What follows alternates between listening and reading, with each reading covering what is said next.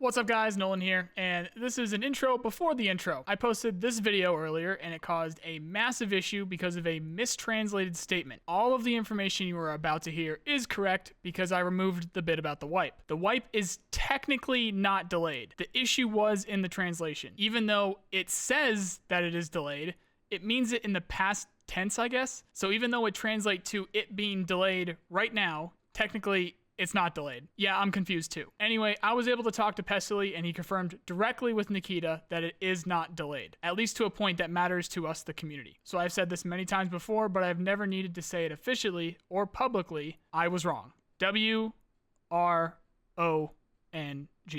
I was wrong. I have in my notes that Sneaky said the wipe was delayed. Whether that's just what I wanted to hear, I don't know. Either way, I'm not going through those 2.5 hours to find it again because I tried and I couldn't find it. And on top of that, I went to double check that Reddit post and it also said that it was delayed. Then I had this storm of people saying that I was wrong, so I went to a friend of mine who speaks Russian and he's lived in Russia for 20 years and he said the translation directly does say it's delayed, but it's in some sort of past tense meaning. So if you read it in English, it says it's delayed, but technically it's not. At the end of the day, I am very thankful that Pestily actually responded to me on Twitter and we were able to figure this out. And like I said, he personally talked to Nikita and Nikita said that he never said there was a delay, so that's good enough for me. So I screwed up by mishearing Sneaky. Then when I wanted other evidence, I went to an incorrect source, or at least not very well translated, aka the Reddit post. What does this mean? It means I will never, ever be doing another one of these freaking translated podcast videos again. I am only going to be doing videos that they're speaking English and I can clearly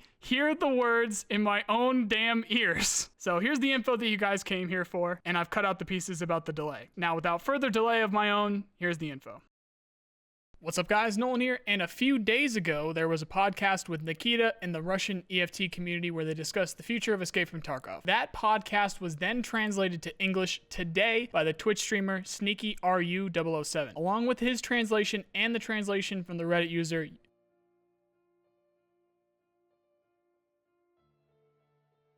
First things first, let's be clear that this was a translated discussion, so unless something is very clear, don't take things too literally, as something may have literally been lost in translation. One thing was very clear though, which I'm sure most of you want to hear about.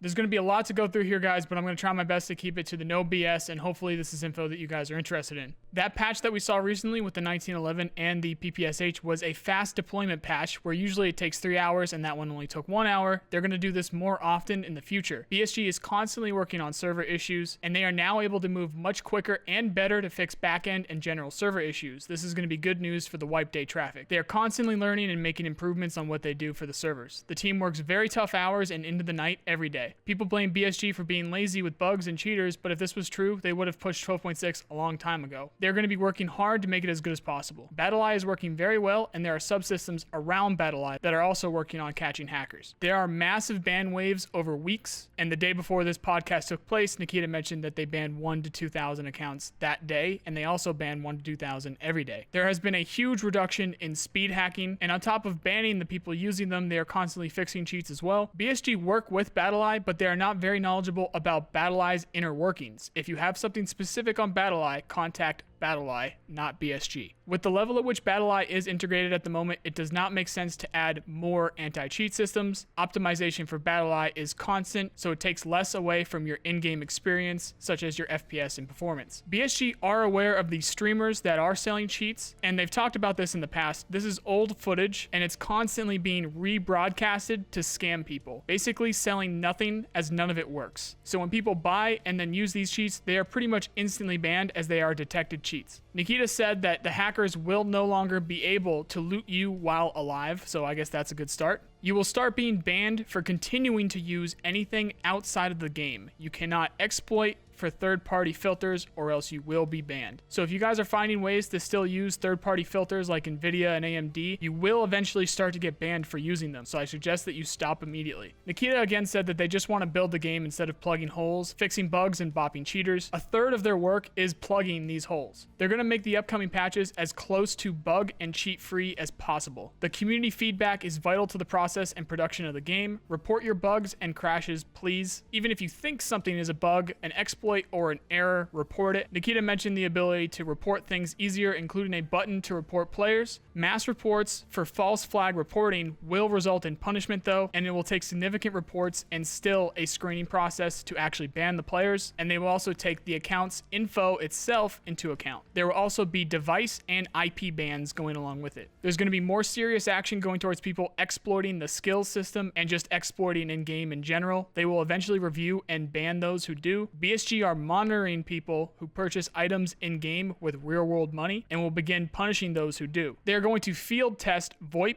on a closed server system, and they're going to pick testers selectively. Nikita said that VoIP has always been a must-have for EFT, but other games have changed their minds about it. Even so, VoIP will happen, and they are working on it now, but it needs to be tested. This is also going to be included with the new report system for both hackers and people misusing VoIP. With that system, you're also going to be able to report nicknames and laggy and bad servers. EFT on Unity 2019 is being tested internally, but they're going to start inviting people to test it. This will be a separate server and launcher to safely test the environment. Gameplay will be substantially different, however. The criteria for testers are going to be based off of time in game. You must be very knowledgeable about everything in game, and they have the info needed for those people. The pre-wipe event has no time schedule. It will be announced on the official Twitter soon TM. They want the event to be about a week at most. So far, they've said that they're going to use it to test a possible cooldown on items being put into your secure container. So when you pick something up, you can no longer just immediately put it into your container. You're going to need to wait for a certain amount of time. This also may include the ability to just not put anything in your container in raid, and this has happened in the past during the pre-wipe events. So we'll see which one they decide to do.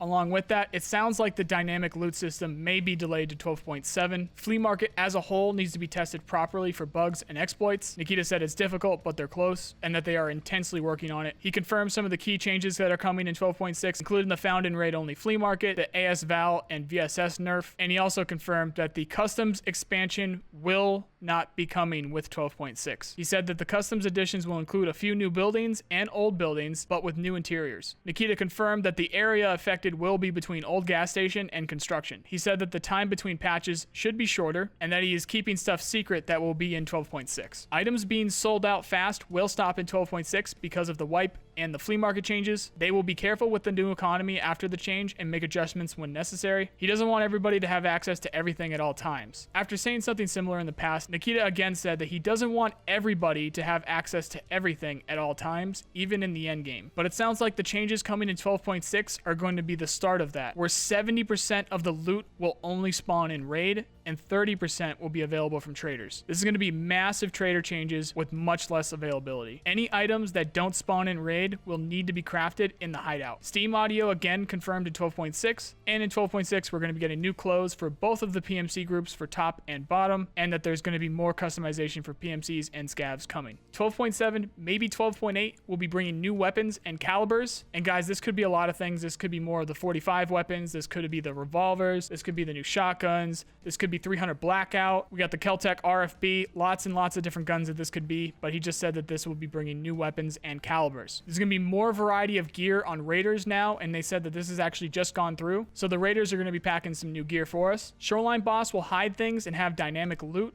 and will work very differently than normal bosses, but we didn't get a patch number for when he'd be in. Nikita confirmed that that different realm system he was talking about before is now planned to be in game, and this is going to be splitting the community between people who do and do not like wiping their accounts, so I guess we'll hear more about that in the future. The first iteration of the new skill redesign is done, but it does not have a date on when it's going to be in game. For those of you that don't know, they plan to completely rework skills from the ground up. The underbarrel grenade launchers will be added after the handheld grenade launchers, and the handheld grenade launchers would be the flare guns and maybe the M320. Presets for the PostFX settings are possible so that you can change them depending on your location and time. BSG are prepping rigs for the new rig and armor system. There's going to be a slot system for the rigs that you can hang different pouches to different slots, and it's actually almost fully approved. Nikita said that this will be coming in patch 13. It's a complex system with a good interface, dynamic representations while in game. The pouches will show the mags that you've you've brought specifically. The system will be very dynamic and realistic to the items that you've brought with you and equipped on the rigs themselves. Nikita said that he is very excited for it specifically. The compass is confirmed to come in patch 12.7, but more likely 12.8, and that's from Nikita himself. Nikita said that the merch store is coming, but it's difficult due to the pandemic. Nikita confirmed something that I thought was a very fringe rumor, but that UN forces are coming to the game. It's essentially a new SCAV faction, but they will be cutting the maps and controlling different sections of the maps much differently with dynamic placement. They're going to have patrols, support teams, sniper teams, and of course their own special loot pool with UN specific gear like MP5s, M4s, M1As, M700s, and alike. Also UN armor and gear. No date on when those will be coming though. SCAV Life DLC was mentioned. There's going to be SCAV Boss gameplay confirmed, and Nikita teased more karma system stuff again, especially for SCAVs, where the worse you are as a SCAV player, the more the game will work against you, even making you tagged and cursed as a SCAV, especially specifically with bosses. And Nikita said that a lot about that is not ready to reveal at this time. There's going to be a boss mode with the arena where you can do boss versus boss, you versus all of the bosses,